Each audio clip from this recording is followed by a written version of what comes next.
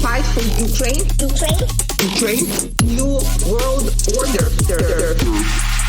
Now, here's an interesting clip, Gonz, that was, I believe, first on Reddit and kind of started spreading around. But it's allegedly, this was tweeted by Jack Pacific, and it's an AP clip. That's what it says. It says the Associated Press on the top left, but it doesn't have its logo, so I don't know. Well, it has the logo, at the beginning. Okay. The logo comes up at the beginning of the video. Oh, okay. It's got 1 million views. Now, the Jack Pacific tweet says, AP, Ukraine hunts down traitors posting online in support of Russia.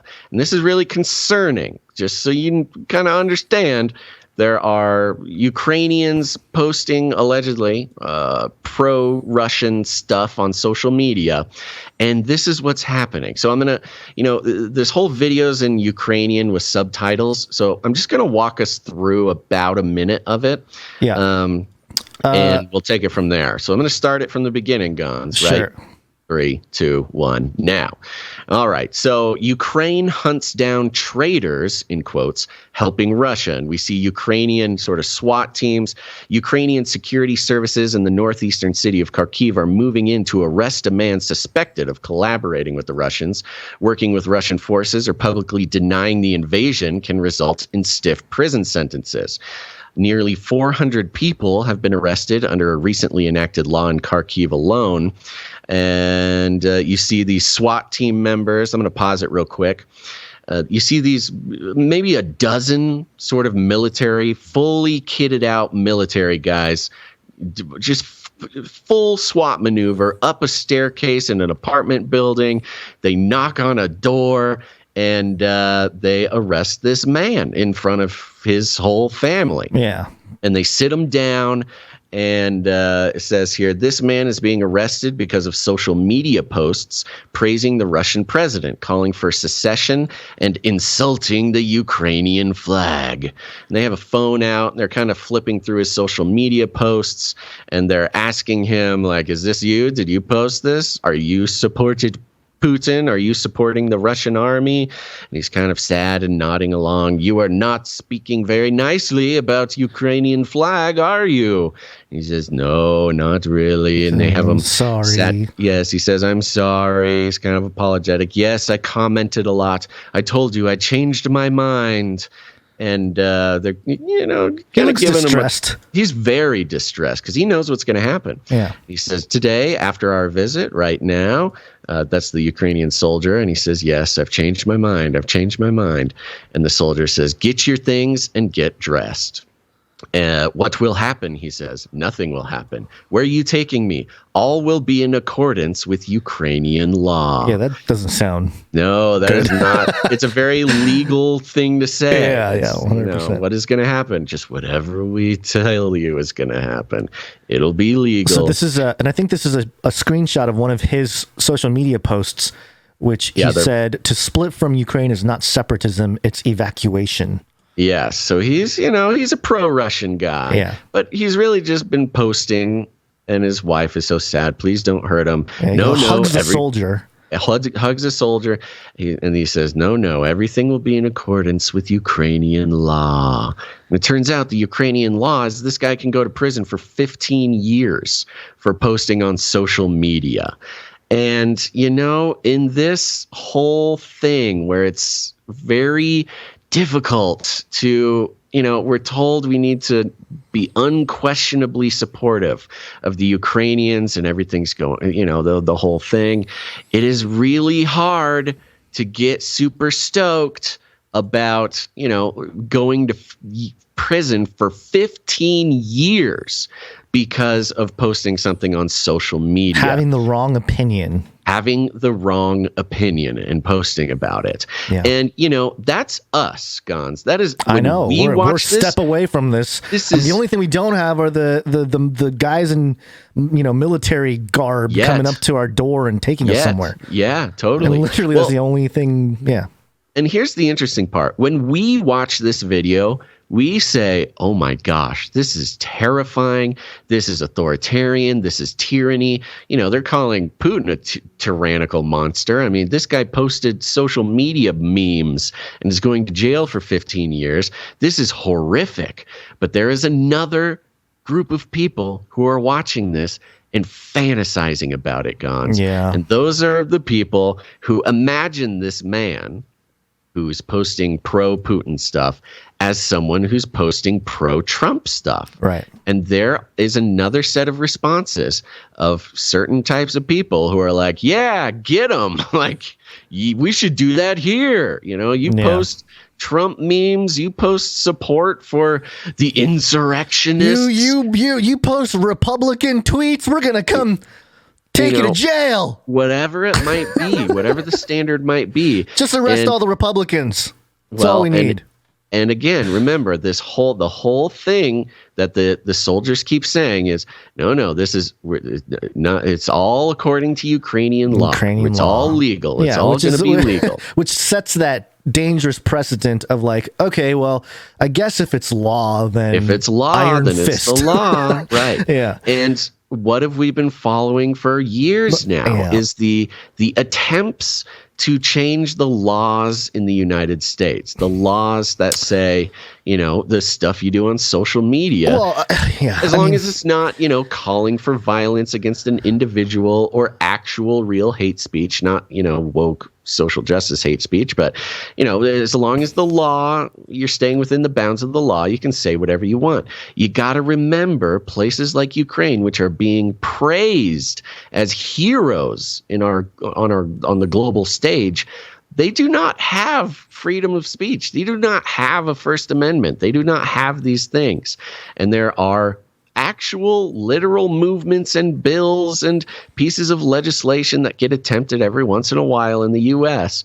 to make these types of responses the law, legal things. And there are definitely people out there who imagine a SWAT team busting into a Trump supporter's apartment and dragging them away. Yeah. So it's pretty disturbing to watch how this video is being received. Yeah, and this is layered on top of what we saw during the COVID thing in different countries where a similar thing was taking place, where because of social media posts, right, officers were coming to the door, and I don't know. I don't think we saw anything.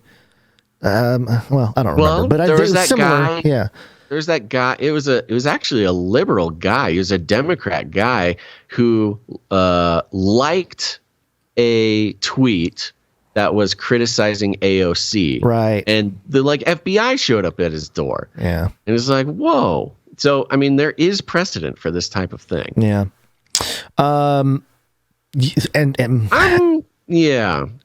Yeah. Do you want to do this real quick? Let's just do this real quick because it is sort of relevant to all of this. And that is from The Hill. Pelosi secret visit to Ukraine highlights expanse and limitations of U.S. support. And yes, Nancy Pelosi made a surprise visit to Ukraine to seal the deal of the $33 billion. And actually, I have a clip from the ambassador. What is her name here? Let me get it right. Yeah, don't you love how our politicians are taking secret dalliances into war zones? Yeah. Oksana Markarova. We saw her during Biden's the president's speech. I forget what it's called. That happens in January. She was, standing ovation, that whole deal. But she's the ambassador. Here's what she said about the Pelosi appearance in Ukraine. Well, we're very happy that right after a visit of Secretary Blinken and Secretary Austin, right after the visit of our Prime Minister here, it was a special delight to see Madam Speaker with the delegation in Kyiv meeting with our President. I think it's yet another sign of a very, very strong support that Ukraine has here in the United States. We feel and we know that Americans are our brothers and sisters in this fight for freedom, for democracy. And as we are about to review here in the United States the next package of support to Ukraine, which President Biden submitted recently to Congress, I believe it's very symbolic that Speaker Pelosi visited Ukraine. There appears to be support for that $33 billion aid package. What more do you need? Well, we need all the assistance we can. Yeah. She kind of. This is an interesting answer, by the way. So let me set that up again here. What more do you need? Well, we need all the assistance we can get in defensive weapons, in military support, in financial support, but also in humanitarian support. And I think this request covers all of these areas. So we look forward to discussing it. We look forward to Congress approving it, because this is everything that we need on the ground very much, and we count on the U.S. in this. Sounds like they don't need much more than the $33 billion. Yeah, just keep the cash coming, baby. Just keep the cash going. Yeah, and you're exactly right. I mean, Nancy Pelosi popping on over there. We talked about basically the $33 billion purchase of Ukraine by the U.S. And yeah, I think that Nancy Pelosi popping over there, a little secret deal. Somebody's got to shake the hand and sign the contract. And, again, there's all sorts of ritual attached to this sort of thing. And I think that seals the deal. I think she represents the closer. She's the closer. She went over there. The deal is sealed, and the deed has been handed over or something. Yeah. And just one note before we move on, because we're going into talking about some woke politics type of stuff. With the Obama administration taking over Ukraine during his time there, and obviously he might be the one running things now with Joe as sort of the puppet standing in front of people. But I wanted to bring this article. I'm not going to read the article, but just the headline here from UKR Weekly, which is Ukraine Weekly from 2019. Ukraine shines at World Economic Forum in Davos. And it talks about this new sort of young group of fresh people that are taking center stage from Ukraine. And some of the takeaways here. A panel on trailblazing women leaders was featured at Ukraine House Davos. More panels were female only. And unlike the entire World Economic Forum, a meager 22% of forum participants were women. The entire UHD organizing committee comprised women. President Andy Hunter of the American Chamber of Commerce in Ukraine wrote in the blog January 28th. And one of the people mentioned here, well, a few of them here, Yulia Kovaliv, the head of Ukraine's National Investment Council, quote, brought top caliber CEOs from multi-billion dollar corporations. Speakers included the new generation of Ukraine's female leaders, Finance Minister Oksana Markarova. She's the current Ukrainian ambassador to the United States. And amongst those on this list, Kira Rudik, Chief Operating Officer of Ring Ukraine, a company that was acquired by Amazon for $1 billion. So you got Ring over there, so you got the surveillance apparatus, but this all women's thing is sort of, it's interesting to me because, you talk about woke culture, and Ukraine's kind of been on the international stage presented as sort of this woke, organizationally powerful thing, and one of the flexes is a board or a council or whatever of all women representing Ukraine at the World Economic Forum. So and I have nothing against women representing things and on different levels, but no, it's been a very powerful geopolitical mover. Yes, lately. That's And if you want to know a little bit more, we don't have time to go into it now, but if you want to know a little bit more about what I'm talking about when I say the U.S. has just purchased Ukraine, again, go back and listen or read to Confessions. Confessions of an Economic Hitman. Really important book for anybody who's into this show or into what's really going on in geopolitics. I think it's pretty incredible that it's the Lord's timing that I revisited that book when I did, because everything going on in Ukraine has been done before. It's a system. It's almost quite literally a purchase of the country going on, and Some economic hitman just made a killing on this.